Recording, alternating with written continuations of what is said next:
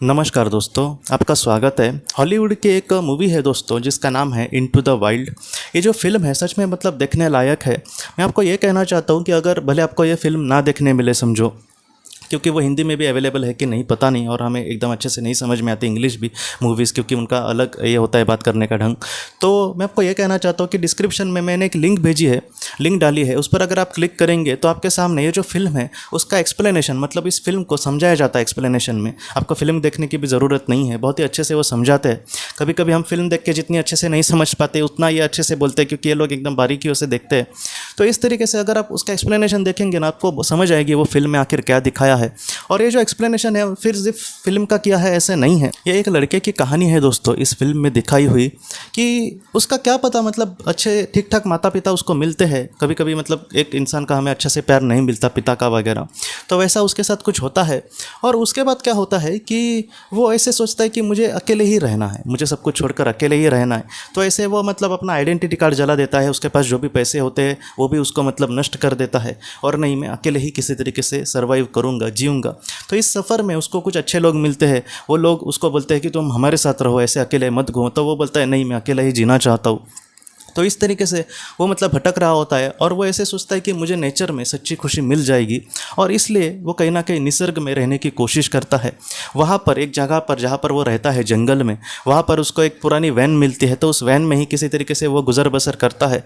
और उसके बाद दोस्तों एक तो अच्छे से उसको खाना पीना वहाँ पर मिलता नहीं है, और अकेले रहने में मतलब कि कभी हमारी तबीयत ठीक नहीं हुई, ये हुआ, तो हम अच्छे से वहाँ पर मछलियाँ वगैरह पकड़ कर उसको उस पर वो किसी तरीके से गुजारा करता है। लेकिन धीरे धीरे इसकी तबीयत बिगड़ती जाती है, और बाद में दोस्तों वो इसी तरीके से इस दुनिया से चला जाता है। तो इस तरीके से उस फिल्म की कहानी है। आप इस वीडियो को ज़रूर देखना, उसमें एकदम डिटेल में बताया है। मैं एकदम बहुत ही शॉर्ट में मैंने आपको कहा, क्योंकि उस फिल्म से हमें क्या सीख मिलती है वो मुझे आपको बताना है। इस फिल्म में कुछ इस तरीके से दिखाया है कि एक इंसान अपने लाइफ से परेशान मतलब होता है, या फिर एकांत में जीना चाहता है। वो सोचता है कि मुझे नेचर में सच्ची खुशी मिलेगी, और वो नेचर के एकदम करीब जाता है, लेकिन फिर भी वहाँ पर उसको सच्ची खुशी नहीं मिलती। वहाँ पर उसके सामने धीरे धीरे मतलब एक स्लो पॉइजन जैसी एक मृत्यु ही आती है। तो इन सारी चीज़ों से हम क्या सीखें?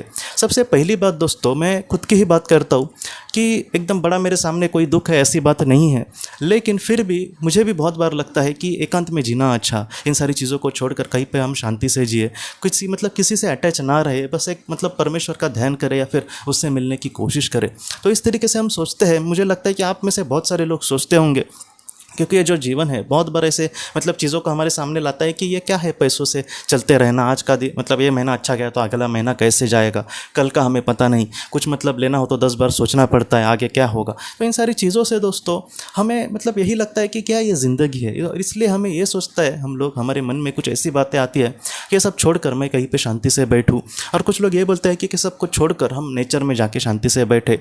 तो हमेशा ही वहाँ पर जाकर हमारे सामने खुशियाँ आएंगी ऐसा नहीं है। हाँ, मुझे पता है कि ऐसे हम सोचते हैं, लेकिन ऐसा तो कोई बहुत ही कम लोग करते होंगे, 100 लोगों के मन में ऐसे विचार आते होंगे, तो एक दो ही कुछ लोग ऐसा मतलब सच में करते होंगे, जैसे वो लड़का, लेकिन ज़्यादातर लोग अपने ही जीवन में होते हैं।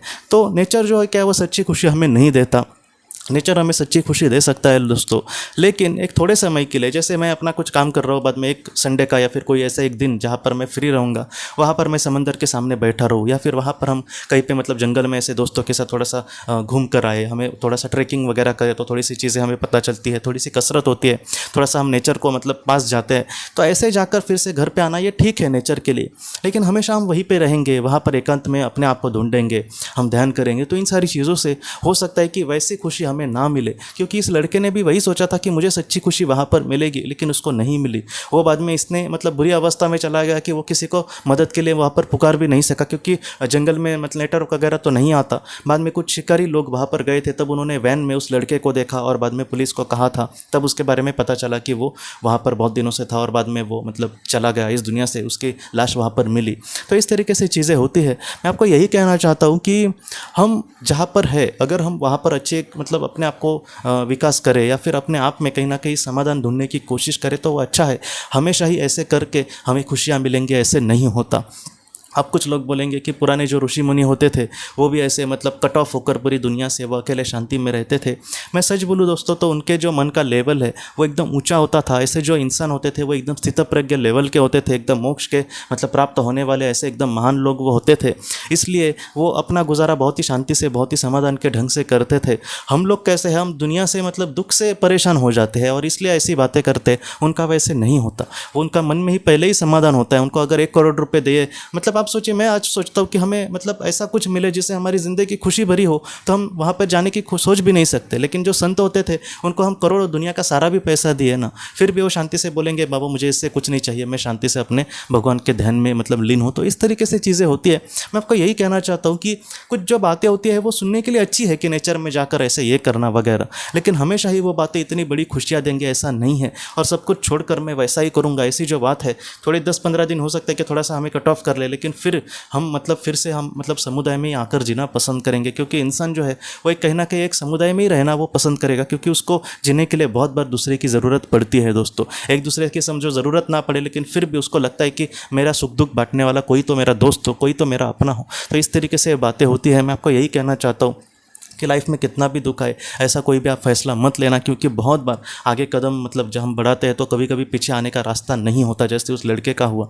इसलिए जितना हो सके दोस्तों नेचर में जाना, थोड़ा सा उसका आनंद लेना, बाद में फिर से हम थोड़े दिन के बाद अपने घर पे आए, शांति से जिए। इसी तरीके से हमें जीना है। और बड़े बड़े संत जो थे उन्होंने बहुत बार अपना रोज़ का मतलब उन्होंने शादी की, उनके बच्चे थे, सब कुछ अच्छा था और फिर भी उनको मोक्ष मिल गया। तो ऐसा जो इंसान है, ऐसा नहीं है कि हम मतलब इस व्याप में रह के या फिर इस दुख में रह के हम आगे नहीं बढ़ सकते। हम बहुत अच्छे से आगे बढ़ सकते हैं। एक मन में एक तैयारी होनी चाहिए कि मैं सब में रहकर भी इन सारी चीज़ों से मतलब अलिप्त रहूँगा, मैं सब में रहकर भी किसी में भी नहीं रहूँगा। जैसे कमल का पुष्प के बारे में वो भगवान श्री कृष्ण जी कहते हैं कि वो पानी में रह के भी गीला नहीं होता। उसी तरीके से जीवन जियो दोस्तों।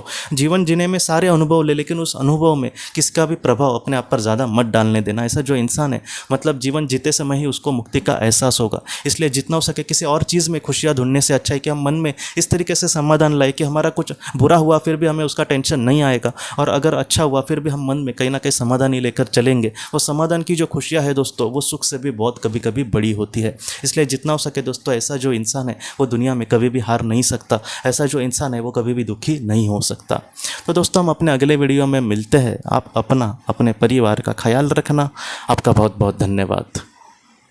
अगर आपने किसी अपने को खोया है और अगर आप किसी जेन्युइन भरोसेमंद थेरेपिस्ट की तलाश कर रहे जो आपके अपनों के संदेश आपको दे सके, तो आप इस नंबर पर व्हाट्सएप मैसेज कर सकते हैं। हम जितना हो सके आपको किसी अच्छे थेरेपिस्ट के बारे में बताने की कोशिश करेंगे जो आपको बहुत ही अच्छे से संदेश दे और आप अपने जीवन में आगे बढ़ पाए। आपका बहुत बहुत धन्यवाद।